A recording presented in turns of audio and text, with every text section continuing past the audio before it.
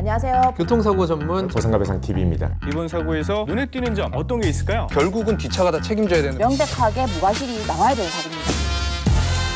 안녕하세요. 매일 새로운 정보를 드리는 채널 보상가배상TV입니다. 오늘은 저희 둘이서 방송을 한번 진행해 볼 건데요. 보상가배상 부산에도 저희 사무실이 있습니다. 그래서 부산에서 근무하고 있는 김남규 사무국장과 같이 한번 얘기를 해보도록 하겠습니다. 인사 한번 부탁드립니다. 예, 안녕하세요. 반갑습니다. 항상 구독자로서 시청만 하다가 이번에 와서 이제 영상을 한번 같이 하게 됐는데 한번 최선을 다해서 좋은 영상 만들어 보겠습니다. 지금 첫 영상 촬영하시는데 네. 소감이 어때요? 좀 떨리는가요? 약간 긴장이 되네요. 이게 보는 거하고 좀 다른 것 같아요. 그래서 오늘 주제를 네. 여러 가지로 해서 저하고 같이 한번 진행을 해볼 건데요. 네네. 자, 첫 번째 주제가 어떤 주제를 할 거냐면은 우리가 저번 주에 해결했던 사건이죠. 네, 맞습니다. 예. 네. 자, 후유장애 보험금에 대해서 보험사에 청구를 했는데 보험사에서는 보험금을 부지급한다라고 했습니다. 자, 그 부지급한 이유가 뭐였죠? 보험회사에서 우리가 후유장애 청구를 하고 부지급은 아니에요. 부지급은 아니고 자, 이 고객분이 사고가 발생하고 6개월 뒤에 장애를 끊었습니다. 그래서 총 장애 100% 지금 현재 식물인가 상태고요. 근데 보험회사에서는 이 환자분께서 단기적으로 사망할 가능성이 있으니까 6개월 유보를 하겠다. 그렇게 된 사건입니다. 그래서 면책은 아니고 6개월 뒤에 다시 재평가를 하겠다 이런 상황이고, 근데 환자분께서는 사실 좀 많이 위독하세요. 그 위독한 이유가 원래 기저질환이 있으신 분이 네네. 폐암 진단을 받으셨죠. 그래서 폐가 네. 폐암이 지금 뇌로 전이돼서 생명에 위독한 상황이 된 거고 네네네. 그 시점에서 이제 뇌출혈이 발생한 거죠. 네, 외상성으로 맞습니다. 뇌출혈이 발생했고 네. 외상성 뇌출혈이기 때문에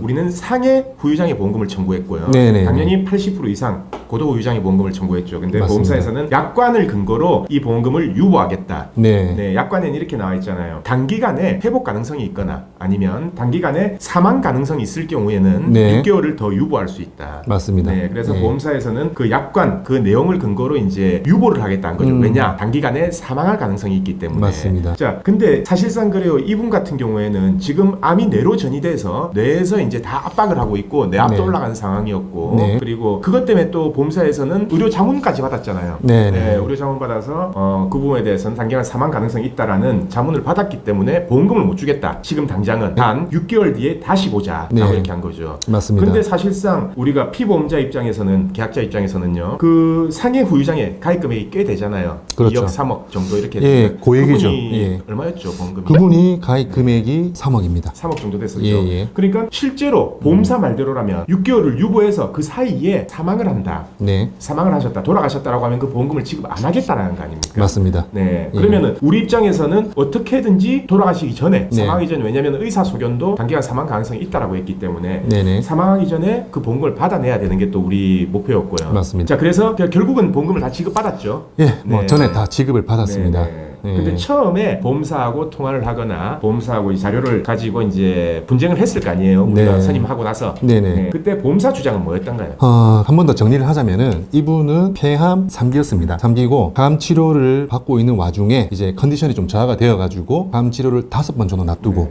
보르는 상태에서 본인이 자전거를 타고 가시다가 넘어지셔가지고 결국은 식물인간 상태가 되셨는데 보험회사에서는 이 환자분께서 폐암이 있다는 걸 알기 때문에 또 단기적으로 사망할 가능성이 있기 때문에 이거는 약관상 본인의 기저질환도 포함되어 있기 때문에 이걸 좀 보류를 하겠다. 6개월 정도. 하지만 저희가 주치 선생님 만나봤을 때는 네. 주치 선생님이 당장 다음 달에 돌아가셔도 이상하지 않을 만큼 상태가 안 좋으시다고 좋다. 하셨어요. 위독하다라는 예. 그 이유가 뭐냐면은 아까 말씀 주신 것처럼 이 폐암이 뇌로 전이가 되어가지고 뇌 실질을 압박을 하고 있었어요. 그렇기 때문에 굉장히 위험한 상태였습니다. 예. 그래서 보험회사에서는 우리가 당뇨나 고혈압 그런 거하고 마찬가지로 이건 본인의 기저질환이기 때문에 당연히 우리는 6개월 정도 유보를 할 수 있다. 이런 상황이었고요. 그래서 아마 뭐 아직까지 그분께서 잘 계시지만 뭐 미래는 알 수 없지만 뭐 이렇게 해가지고 돌아가신다면은 보험회사에서는 한 푼도 안 주는 거죠. 예. 그렇게 되면은 실제로 그 보험금을 한 개도 못 받는 거고. 맞습니다. 네. 그래서 이제 보험사에서는 단순한 논리로 네. 원래 폐암이 있었기 때문에 그리고 그 기저질환이 있었고 네네. 이번 사고하고의 인과관계가 있다. 그리고 단기간 사망 가능성이 있다라고 해서 보험금을 안 주겠다고 한 거고. 네, 맞습니다. 네. 그럼 결국은 우리가 반박된 주장을 해서 그 근거가 받아들여졌기 때문에 네네. 네, 이번에 전액 다 지급된 걸 거 아니에요. 맞습니다. 자, 예. 그러면은 우리 쪽에서 이제 주장한 내용 그거를 우리 지금 보시는 분들이 네. 알아듣기 쉽게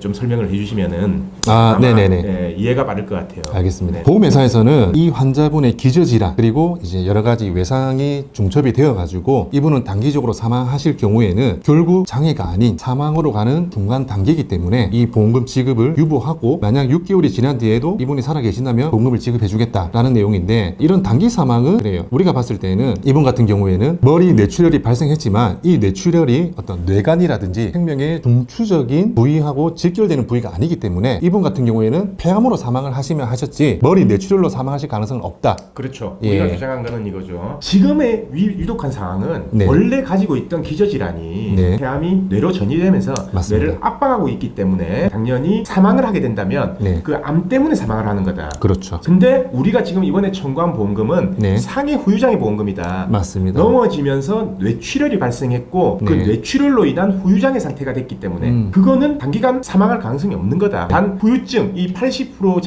장애에 대한 후유증은 남길 수 있지만 네. 단기간 사망 가능성은 없다. 반대로 보험사는 포괄적으로 다 같이 본 거죠. 그렇죠. 상해하고 기존 질병을 다 같이 네. 봐서 무작정 그냥 6개월 안에 사망할 가능성이 있기 때문에 6개월 유보하겠다라는 거고 우리는 구분해서 보자. 맞습니다. 원래 폐암 가지고 있던 기저질환은 폐암이고 그리고 이번에 발생한 거는 뇌출혈이다. 네. 그렇다면은 이번에 우리가 후유장애 진단을 끄는 거는 단순히 뇌출혈 때문에 후유장애 진단을 끄는 거지 네. 여기에 폐암에 대한 부분은 결합시키지 마라. 맞습니다. 네, 예. 그래서 따로 우리가 또 의사 소견을 받았죠. 받았습니다. 네, 받아서 어떤 네. 소견을 받았었죠, 의사한테? 담당 주치 선생님은 이분 같은 경우에는 전두엽에 출혈이 있었고 전두엽은 우리의 인지 기능과 관련된 부위이기 때문에 생명의 어떤 중추적인 부위가 아니다. 그래서 이분이 만약에 기저질환이 폐암이 없었더라면은 이분의 여명은 매우 장기간이 될 것이다. 이렇게 소개서를 받았습니다. 그렇죠. 예. 그러면은 결론적으로 이번에 청구한 상해 후유장애 보험금은 지금 현재 위중한 상태하고는 관련이 없다. 맞습니다. 네, 그래서 후유장애 보험금대로 지급을 하고 만약에 사망을 한다고 하더라도 그거는 이번에 뇌출혈로 근거가 없었기 때문에 지급할 수밖에 없었던 거고. 맞습니다. 자, 그래서 결론을 얘기하면요. 자, 모든 후유장애 보험금도 그래요. 근데 특히 뇌손상으로 인한 후유장애 보험 같은 경우에 단서가 걸려 있습니다. 왜냐? 신경계 장애 같은 경우에는 6개월의 장애 평가를 할 수 있지만 단기간 사망 가능성이나 아니면은 회복 가능성이 있을 경우 6개월을 또 유보할 수 있다라고 약관에 나와 있어요. 근데 거의 대부분 보험사에 보험금을 청구하면은 전부 다 회복 가능성이 있다. 아니면 단기 사망 가능성이 있다라고 해서 보험금을 지급 거절하는 게 대부분입니다. 그래서 지금 이 방송 보시는 구독자분들도요. 만약에 보험사에서 후유장애 보험금이라든지 아니면 사망보험금 아니면 보도후유장애 보험금 이걸 청구했을 때 보험사에서 이런 사유들로 만약에 지급 거절을 한다면 무조건 보험사 의견에 따르시지 마시고요. 꼭 전문가하고 상담을 통해서 이게 6개월이 진짜 유보가 돼야 되는 건지 아니면 진짜 보험사가 유보하거나 단기간 사망 가능성 때문에 보험금을 부지급 결정하는 거에 대한 그 결정이 올바른 결정인지를 꼭 상담을 통해서 그리고 의사의 소견을 통해서 정확하게 검토가 필요한 것 같습니다. 그래서 제가 오늘 강조하고 싶은 거는요. 무조건 보험사의 결정에만 끌려갈 필요 없다. 반박할 수 있으면 반박하고 그리고 우리가 마련할 수 있는 근거가 있다면은 명확한 근거를 제시해서 보험금을 꼭 올바르게 지급받아야 된다라는 것을 강조해드리고 싶습니다. 자, 그럼 오늘 주제는 여기까지 하고요. 내일도 새로운 주제를 가지고 오겠습니다. 오늘 방송 끝까지 봐주신 구독자분들 감사드립니다. 저희 보상가배상 로펌은요. 전화, 카카오톡, 폰메일 상담, 카페 상담 등으로 상담받을 수 있습니다. 저희는 서울과 부산에 사무실이 있고요. 전국 번호는 1544-3102로 문의 주셔도 되고 카카오톡에서 보상가배상을 검색하셔서 카톡으로 문의 주셔도 됩니다. 그리고 이 영상 댓글란을 보시면 메일로 신청하는 링크를 클릭하셔서 자세하게 작성해 주셔도 저희가 전화를 드리고 있습니다. 단 이게 후유장애가 남지 않는 2-3주 진단 같은 경우에는요 유선 상담을 하지 않고 있는 점 양해 부탁드리겠습니다.